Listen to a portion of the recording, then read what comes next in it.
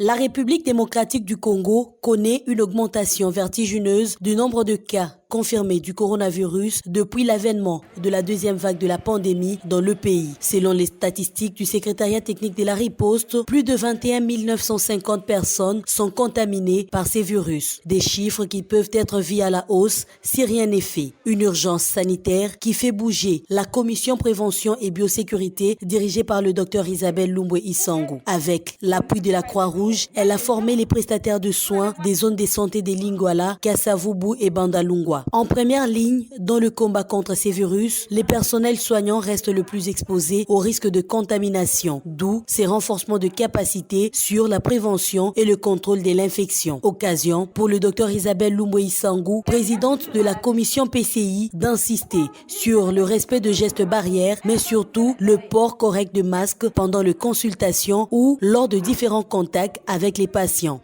Cette deuxième vague, ça nous surprend nous tous. Kinshasa commence encore à monter en créneau. Attention. On a été formés pour prendre en charge les autres. Mais nous devons aussi nous protéger. Un médecin, un infirmier, un technicien de surface doit être en bonne santé.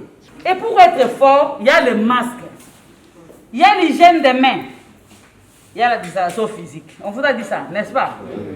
Mais nous, en tant que médecin, en tant qu'infirmier, nous allons nous approcher des malades. Mais il faut avoir ton équipement de protection. Vous devez avoir votre masque. Les femmes comme moi, il faut avoir toujours des bonnets.